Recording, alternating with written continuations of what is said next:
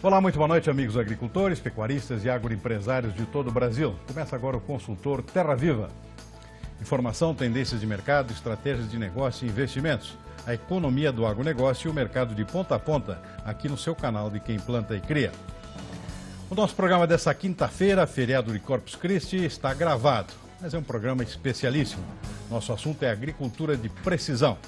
Estamos recebendo aqui nos nossos estúdios Leonardo Afonso Angeli Menegatti, diretor da Associação Brasileira de Agricultura de Precisão, a ASBRAP. Muito boa noite, Leonardo. Obrigado por ter aceito o nosso convite para tratar desse assunto aqui, que eu acho fantástico aqui, essa agricultura de precisão, um crescente adesão de produtores aqui de todo o Brasil, em termos de tecnologia, para aumentar a produtividade da lavoura, aumentar a eficiência, diminuir custos e, obviamente, aumentar a rentabilidade da agricultura brasileira, que não para de crescer. Bom, Leonardo, primeira coisa para a gente começar o programa aqui é explicar exatamente, se alguém ainda não sabe bem, o que é exatamente agricultura de precisão. Tem gente que acha que é uma coisa, tem gente que acha que é outra, tem gente que acha que é um monte de coisa ao mesmo tempo. Qual é o conceito curto e o conceito comprido? Você pode dar uma geral aqui para a gente entender perfeitamente, Leonardo. Ok, muito obrigado, boa noite a todos. Bom, vamos lá, agricultura de precisão, o que é esse negócio? De uma maneira simples, a agricultura de precisão, ela é o gerenciamento de coisas que são diferentes. Eu gosto de fazer uma analogia com a turma que produz leite. É um costume muito grande você dar mais ração para quem produz mais leite, para a vaca que produz mais leite. Na agricultura de precisão é isso que a gente tenta fazer. A gente procura gerenciar essas diferenças e dar mais comida, mais suporte, investir mais em quem tem maior potencial para produzir mais, para nos dar mais retorno.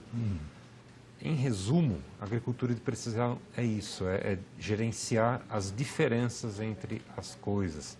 E entre as coisas estão o nosso solo, a produtividade, todos os fatores de produção. A gente fala em agricultura de precisão, mas é uma coisa que se estende também à própria pecuária também. Você citou um exemplo aqui da vaca de leite, né? Que é um exemplo ilustrativo, obviamente, do que é o conceito, mas é extensivo, né?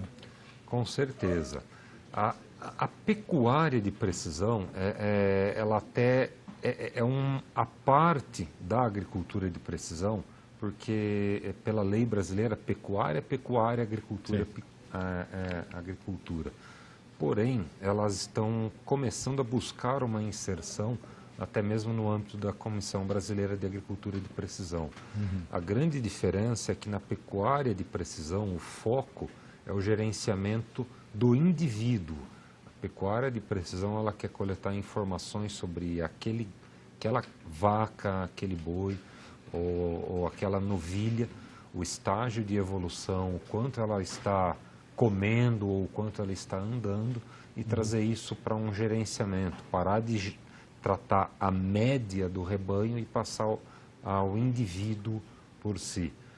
É o mesmo conceito da agricultura de precisão, parar de olhar a média e tratar cada cada parte. Para ter uma uniformidade eficaz, né, digamos assim. Exato.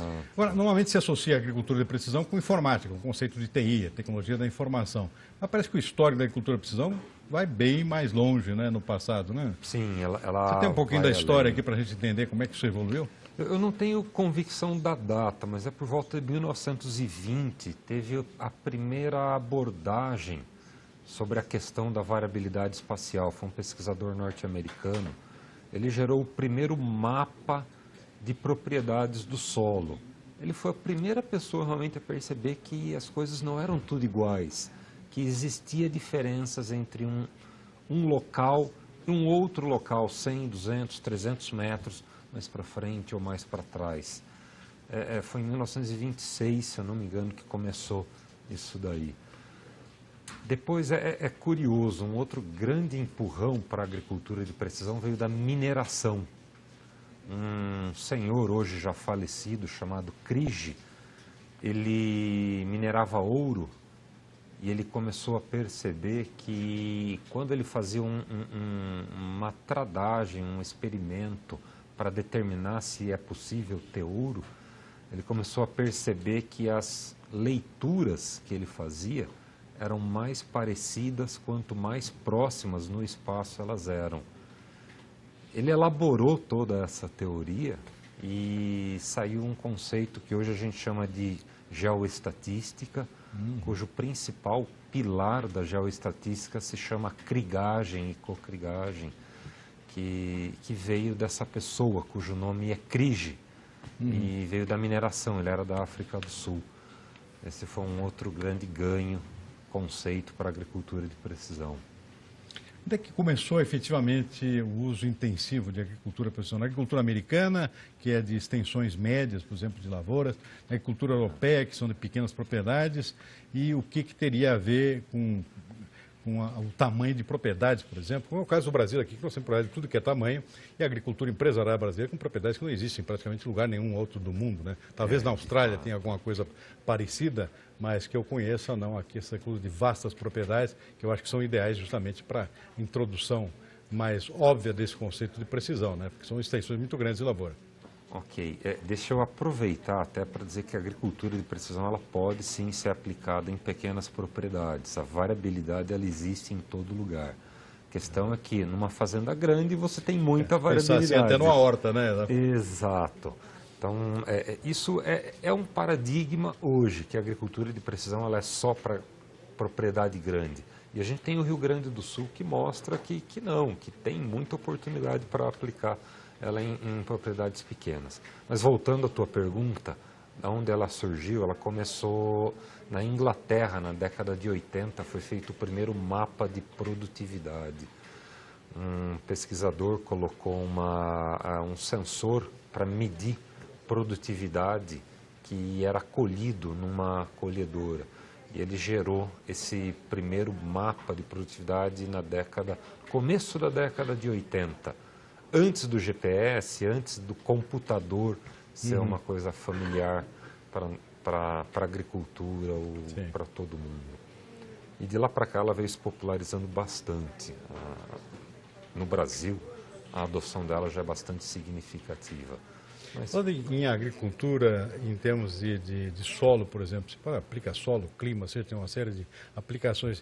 Em termos de solo, quer dizer, o conceito antigo é aquele que você tentar ver a produtividade de um solo, a fertilidade de um solo, você tira uma amostra lá, manda para um laboratório, demora um mês para voltar a resposta e tem que ter amostras bastante espalhadas para ter uma certa representatividade.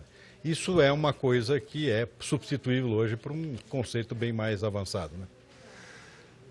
A base da agricultura de precisão no Brasil ainda é essa daí, a de amostragem de solo. Né? Bom, posso voltar um pouco atrás para a gente seguir um pouquinho na história da agricultura de precisão? No Brasil, ela começou por volta de 1997.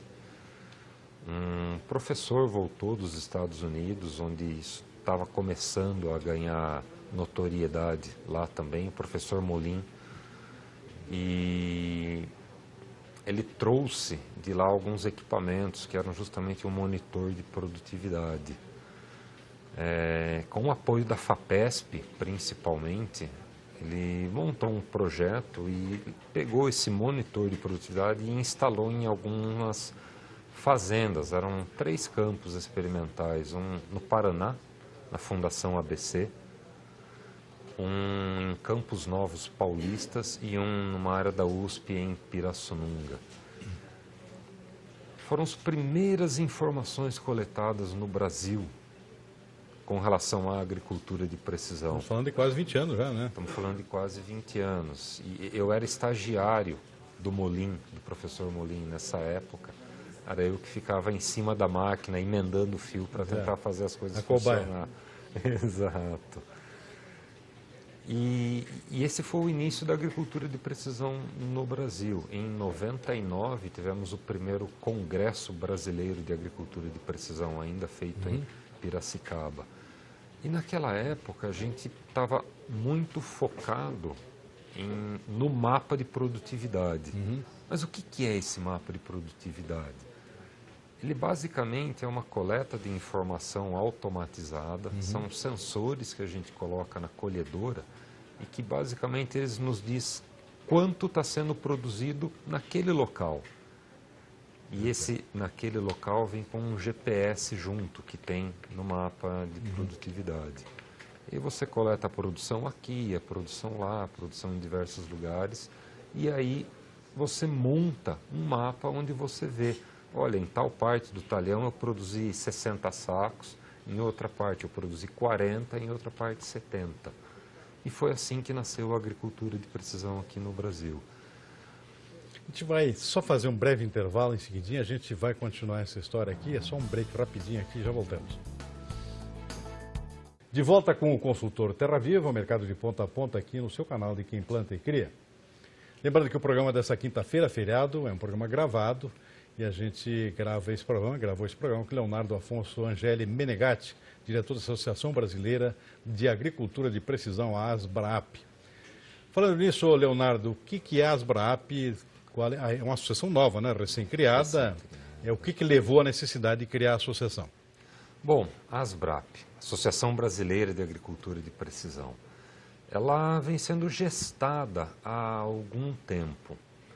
Mais ou menos em 2007, por ocasião da geração da agenda estratégica do Ministério da Agricultura, o então ministro Roberto Rodrigues, ele fez um trabalho que eu admiro bastante e deixou como uma diretriz estratégica para o Ministério cuidar da agricultura de precisão, fomentar, trazer essa atividade que ela tinha um grande potencial para o Brasil. E o Ministério começou a se movimentar nesse sentido e culminou com a criação da Comissão Brasileira da Agricultura de Precisão. Ela é um órgão consultivo do Ministério da Agricultura. Não decide nada, mas o Ministério consulta a sociedade através desse órgão, dessa Comissão Brasileira de Agricultura de Precisão, que é formada por entidades representativas do Brasil. Perfeito. Então, são entidades que compõem a comissão. Dentro da comissão, o próprio governo manifestou que a organização do setor ela era importante, que para que o setor se organizasse, o caminho era a criação de uma associação. A primeira associação que foi criada, na verdade, foi a Associação Brasileira dos Prestadores de Serviço em Agricultura de Precisão. É uma organização daqueles profissionais, normalmente agrônomos, mas não apenas os agrônomos, que prestam serviço hoje nessa área. Ela foi criada faz um ano atrás e eu também sou diretor dessa associação. Mas ainda aqueles agrônomos que prestam serviço diretamente nas lavouras, chamados consultores técnicos. Consultores técnicos, isso. Exato. Esse pessoal se organizou aí em torno de uma associação. Muito focada, muito direcionada, ainda havia a necessidade de uma organização que contemplasse toda a cadeia envolvida na agricultura de precisão. Quando eu falo em cadeia, eu estou falando de pesquisa, academia, indústria, prestadores de serviço e também aquele usuário final, que é quem é beneficiado, que é o produtor da agricultura de precisão, que é o produtor que é beneficiado com os ganhos de produtividade, com redução de custo. Enfim. Então, a entidade é aberta a toda a cadeia. Tem sede aonde? Em Piracicaba? Piracicaba. Okay. Ela fica em Piracicaba, São Paulo. Recém-criada, ela está aberta tanto a pessoas físicas, indivíduos, como a pessoas jurídicas, empresas que gostariam de se associar.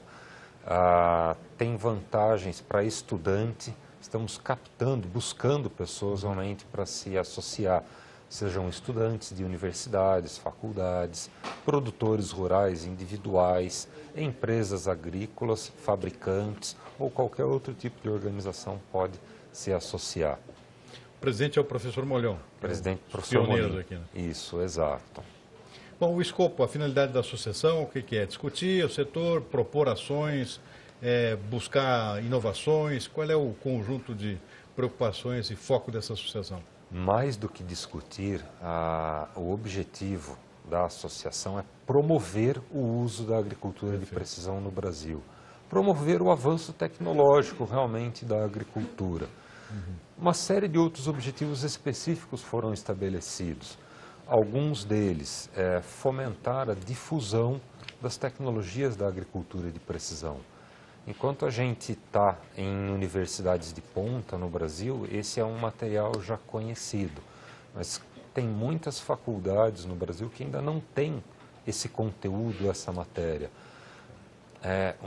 Um dos objetivos da associação é fomentar o estudo, a dissociação desse conhecimento e levá-lo a todos os locais do Brasil, para criar conceitos, criar pessoas, criar mentes que tenham o conceito da agricultura de precisão dentro de si, que possam ajudar, favorecer e levar a agricultura como um todo para frente. Você diria que já existe uma receptividade bastante abrangente de agricultura de precisão, de conhecimento, começando pelo próprio conhecimento, por parte do produtor, ou é uma coisa ainda nova, ou que é nova, de pouca receptividade, porque o custo é alto? Ou seja, qual é o universo hoje de aplicação? Poxa vida, pergunta grande. Bom, vamos lá. O universo. Uma das funções da associação é justamente a gente procurar levantar esses números, saber quem e quantos são os usuários da agricultura de precisão. Infelizmente, nós não temos uma estatística muito clara.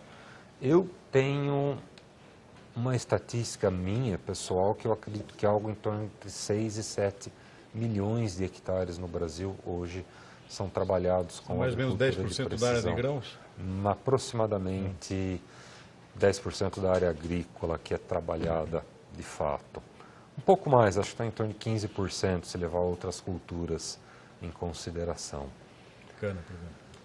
Um dos objetivos da associação é a gente ter esse levantamento, a gente conhecer o mercado, saber quem são os usuários, que conhecendo isso a gente sabe como que a gente pode crescer, quais são as faltas ou os entraves que estão impedindo o crescimento. Esse é um dos objetivos. Empresas envolvidas nessa área, dá para dizer que todas as indústrias de máquinas e equipamentos agrícolas já estão embutidas nesse conceito, já estão utilizando esse conceito? Eu acredito que sim.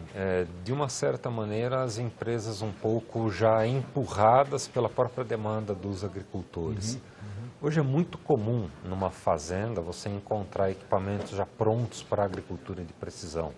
As indústrias já vendem os equipamentos prontos. O que acontece normalmente é que esses equipamentos eles estão sendo usados como agricultura tradicional, fazendo aplicações em taxa fixa. Na verdade, a minha leitura é que hoje a gente tem mais equipamentos que são capazes de fazer a agricultura de precisão do que efetivamente a gente está fazendo a agricultura de precisão. E isso é falta de conhecimento, de divulgação. É um importante trabalho a ser feito pela associação. A gente vai para mais um breve intervalo, já voltamos aí para falar agora de aplicativos, ou seja, onde é que estão as vantagens da agricultura de precisão, qual é a relação custo-benefício, qual é o futuro também, a gente vai ver daqui a pouquinho. A gente vai para um breve intervalo, já voltamos. De volta com o consultor Terra Viva, o mercado de ponta a ponta, aqui é o seu canal de Quem Planta e Cria. Lembrando que esse programa é gravado e o nosso assunto desta quinta-feira, feriado aqui no Brasil, é agricultura de precisão. A gente recebe aqui no estúdio para tratar disso o Leonardo Menegatti, que é diretor da ASBRAP, Associação Brasileira da Agricultura de Precisão. Leonardo, continuando a nossa conversa, vamos tentar dar uma explicação aqui, uma coisa assim, num sentido mais prático, como é que funciona o conceito de agricultura de precisão. Não sei se você pode dar um exemplo, mostrar alguns quadros eventualmente aqui, para ilustrar um pouquinho a nossa conversa. Aqui nós temos um quadrinho aqui, ó, que eu acho que você trouxe aqui, que dá para a gente deduzir disso aqui? Essa imagem que vocês estão vendo, ela mostra bem como é que a agricultura de precisão ela é feita hoje no Brasil. Esse daqui é um mapa com a variabilidade de fósforo em um solo. Por acaso é um solo de cerrado, a gente vê as manchas de diferentes cores nesse mapa, um dos teores mais escuros são os maiores teores de fósforo no solo. Então a gente pode observar que tem muita diferença, que o solo não é homogêneo, as coisas são diferentes. Na agricultura tradicional, a gente considera que isso aqui não existe, que isso daqui é tudo uma coisa só. E eu inicio o meu plantio e termino o meu plantio colocando a mesma dose ou quantidade de adubo. Mesma quantidade de sementes, de adubo? De adubo, exato. E quando a gente se depara com uma informação como essa, gera um incômodo, no mínimo. E você se pergunta, poxa, será que eu não posso fazer mais dinheiro sabendo disso daqui Tem agora? gasto desnecessário, né? Exato. Onde está azul escuro, por exemplo, o fósforo está acima de 40. Se a gente olhar as recomendações agronômicas, é um lugar que eu não precisaria colocar fósforo por ocasião do plantio. Nessa área tem fósforo acima de 200. O Instituto aplica a forma NPK lá, completa, padrão para toda a área, quando não precisaria. Então isso gera uma oportunidade de gerenciamento que não necessariamente vai gerar uma economia direta, mas obrigatoriamente é uma estratégia que tem que levar a um ganho de produtividade, a um aumento de eficiência. Às vezes, esse ganho de produtividade vem com uma redução de custo, às vezes ele vem com maior investimento no próprio solo, mas é um investimento que se paga, porque o solo é a nossa base da agricultura. É a base toda, né? Se a gente não cuidar bem do solo, acabou a agricultura, não tem como Você tem algum outro exemplo que você possa mostrar aí?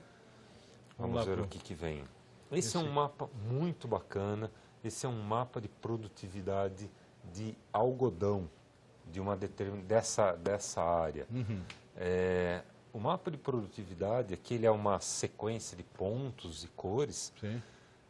Novamente, onde está azul mais escuro, são os locais de maior produtividade.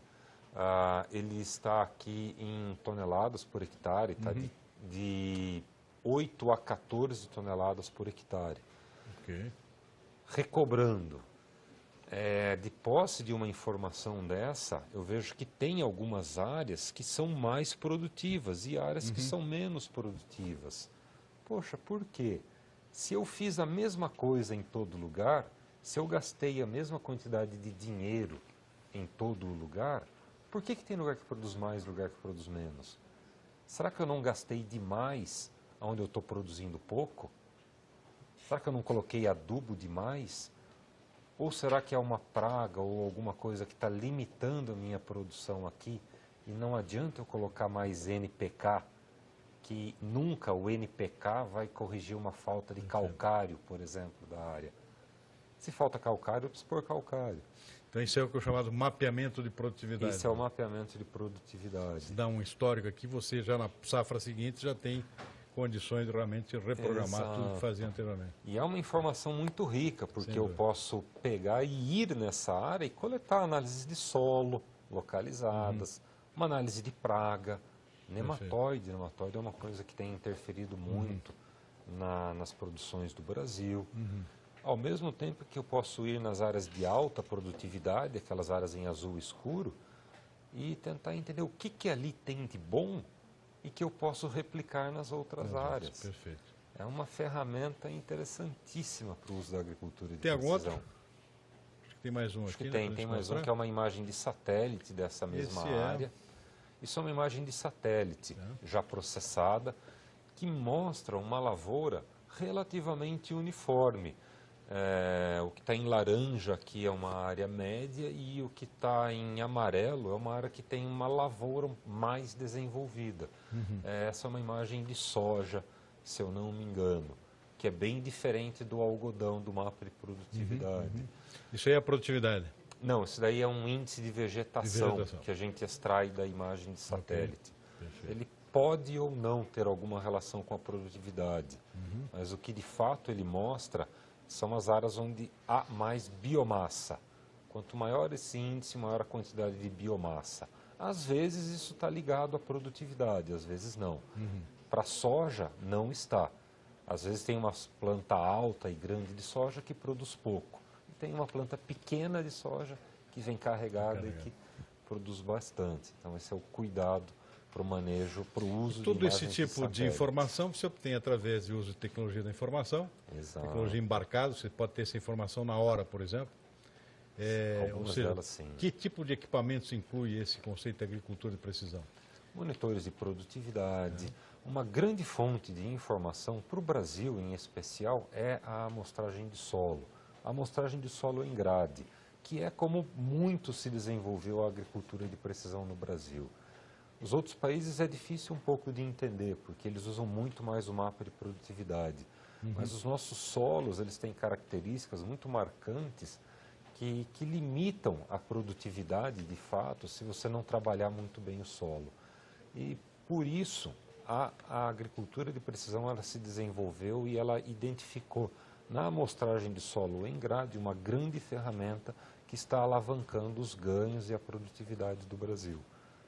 Isso você tem com a própria tecnologia embarcada, ou seja, você está no trator aqui, já está obtendo informações na colheitadeira, por exemplo, já de forma automática praticamente, né? No caso da colheitadeira, sim, a imagem de satélite, ela está aí.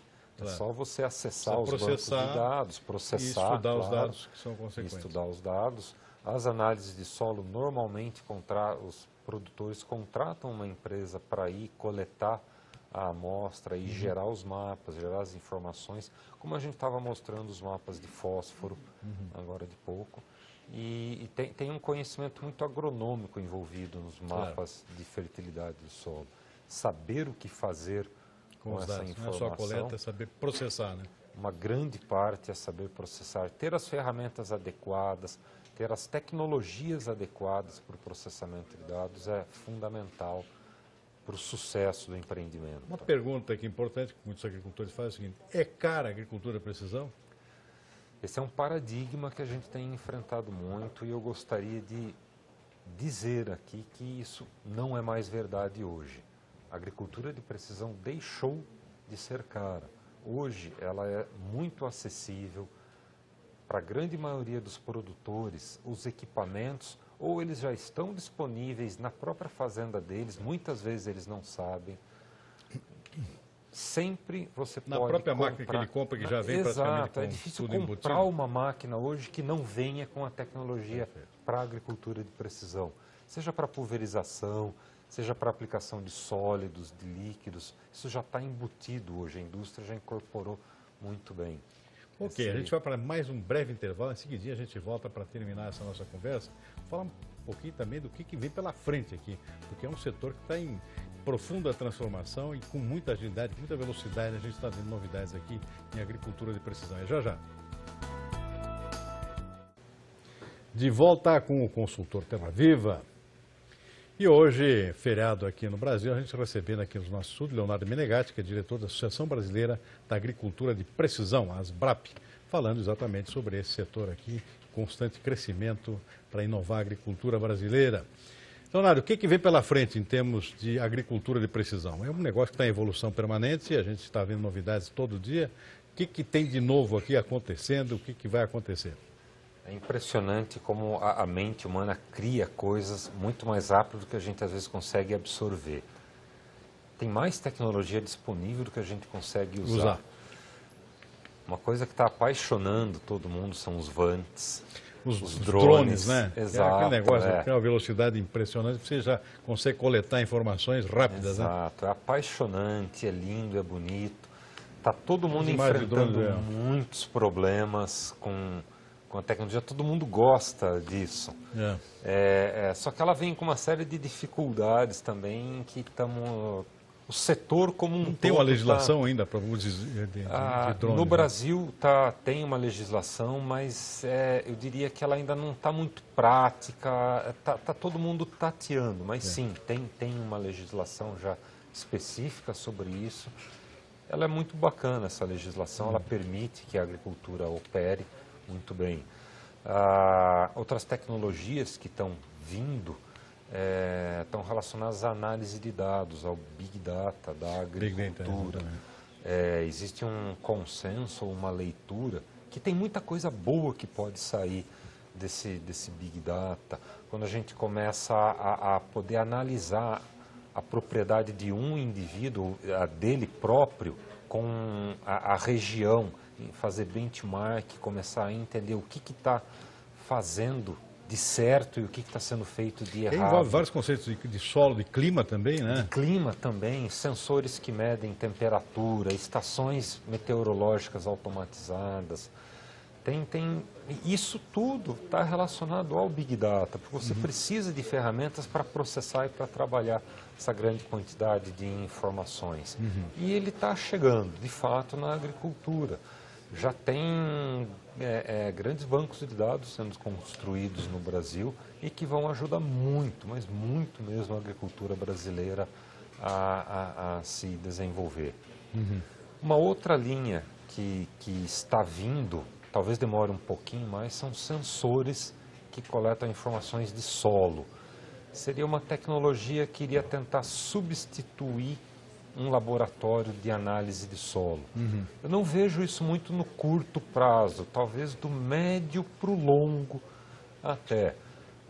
Sensores que você passa no solo e ele já vai te dar nível de potássio, nível de fósforo, recomendações de calcário. E tem uma série de outros sensores que também estão vindos para a agricultura. O GPS, por exemplo, já é uma coisa consolidada, né, nesse conceito de agricultura. O GPS foi o que tornou a agricultura de precisão viável em larga escala. Exatamente. Ela funciona em mapa, e mapa depende de localização. Satélite. Ele vem melhorando muito ao longo dos últimos anos. Quando eu comecei a trabalhar com isso, a precisão no GPS era de 120 metros. Hoje, qualquer iPhone tem uma precisão de 4 metros, 3 metros. Isso é fantástico, é muito mais do que o... Você diria que num futuro não muito distante aqui, todo agricultor aí vai estar usando algum tipo de equipamento, de algum software aqui que tem a ver com agricultura de precisão? Eu acredito sim.